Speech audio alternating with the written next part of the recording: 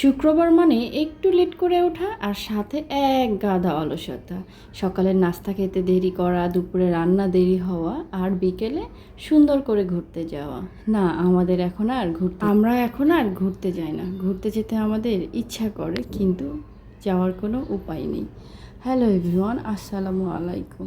শুরু করছি আজকে শুক্রবারের একটা ছোট্ট ব্লগ। কেমন আছেন সবাই? কে কোথায় থেকে আমার ব্লগটি দেখতেছেন অবশ্যই কমেন্ট করে আপনাদের জায়গার নামটি জানাবেন। শুক্রবারে মোয়াজের স্কুল থাকে না, যার কারণে আমাদের একটু ঘুম থেকে উঠতে বেশ দেরি হয়। তো বেশ দেরি হলে তো আবার নাস্তাটাও দেরি হয়ে যায়, এদিকে দুপুরের রান্নাটাও। তাই আমি দুপুরের জন্য আগে মাংসটা বসিয়ে দিব। আর এদিকে সকালে নুডলস করে নিয়েছিলাম, ওটাই রান্নার ফাঁকে ফাঁকে একটু খেয়ে নিচ্ছি। আমার ছেলেকেও দিয়েছি, নুডলস হলে ও একা একা খেতে পারে, তাই আর বেশি ঝামেলা হয় না। এদিকে রান্নাটা বসিয়ে দিয়ে কিচেনেই আমি নিজের পেটটা ভরিয়ে নিচ্ছি। সকালে নাস্তাটা করে নিচ্ছি। ওই যে বলেছিলাম না, নুডলসটা রান্না করেছিলাম, সেটা একটু খাওয়া স্টার্ট করেছি, কারণ অনেক বেশি ক্ষুধা লাগছে, অনেক বেজে গিয়েছে। তো এখানে একটু খাচ্ছিলাম, আর এত বেশি গরম পড়েছে কি আর বলবো। এইদিকে আমার পেঁয়াজটাও একটু পুড়ে যাওয়া হয়ে যাচ্ছিলো। এর মধ্যে এখন মশলা আদা রসুনটা দিয়ে দিব, দিয়ে আর একটু মাখা করব।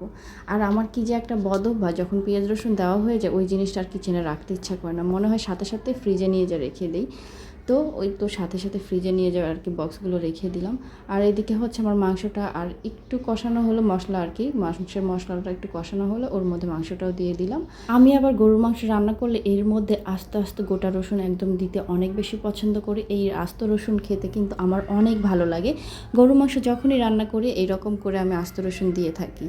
তো মাংসটা ভালোভাবে ওখানে একটু কষানো হোক, আর আমি ভাবলাম যে কিচেনে আর বসে না থেকে একটু রুমে যাই, এত গরম পড়েছে, একটু ফ্যানটা স্টার্ট করে আমি একটু বাতাসে বসে একটু সকালের নাস্তাটা আস্তে আস্তে খাই। যেই বলা সেই কাজ, এই তো আসলাম রুমে, এসে একটু নাস্তাটা করে নিচ্ছিলাম।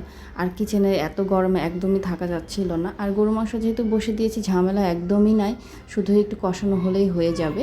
আমার কাছে মনে হয় অন্য অন্য তরকারি রান্নার থেকে গরু মাংস রান্না করা অনেক সহজ, আর এটা করতেও অত বেশি ঝামেলা পোহাতে হয় না। জাস্ট হচ্ছে মশলা সব যদি বাটা করা থাকে তাহলে তো রান্না করতে কোনো ব্যাপারই না। আর যেহেতু আগে থেকে মশলা বাটাই ছিল, তো রান্না করতে একদমই কষ্ট হচ্ছিল না। আর এদিকে হচ্ছে গরু মাংস একটু ঝোল দেওয়ার জন্য আমি পানিটা কেটলিতে গরম করতে দিয়ে দিব। এদিকে মাংসটা কষানো হচ্ছে। আগে প্রেশার কুকারের ঢাকনাটা ওভাবে লাগাইনি, কারণ হচ্ছে সামান্য একটু কষিয়ে না নিলে একদমই ভালো লাগবে না।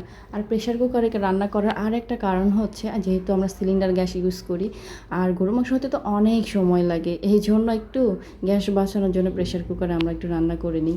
হাতে মাখিয়ে রান্না করলে অনেক মজা লাগে, কিন্তু হচ্ছে একটু কষিয়ে রান্না করলে একটু আমার বেশি ভালো লাগে, যার কারণে হচ্ছে একটু কষিয়ে নিচ্ছিলাম প্রথমে। আমি আবার এর মধ্যে কয়েক পিস আলু দিয়েছি। এইভাবে আলু দিতে আমার বেশ ভালো লাগে। কে কে আলু খেতে পছন্দ করেন গরুর মাংসের সাথে বলেন তো।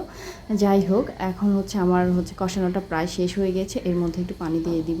আর একটু নিচে লেগে গিয়েছে, এই জন্য একটু নাড়াচাড়া করতেছে। নাড়াচাড়া করা হলে এর মধ্যে পানি দিয়ে দিব। এভাবে রান্না করতে করতে খাওয়া দাওয়া করা, ঘরের কাজ করা, এটা কিন্তু আমার অভ্যাস হয়ে গিয়েছে। দেখা যায় যে রান্নার ফাঁকে ফাঁকে টুকিটাকি কাজ আমি করে নিতে পারি। এই তো আমার রান্নাটার ফাইনাল লুক। এখন রান্নাটা শেষ হয়েছে, কিছুক্ষণ পরে গোসল খাওয়া দাওয়া করবো। তো ভালো থাকবেন সবাই। এই ছিল আমার আজকে শুক্রবারের ছোট্ট ব্লগ। কে কোথায় থেকে ব্লগটি দেখতেছেন অবশ্যই কমেন্ট করে জানাবেন।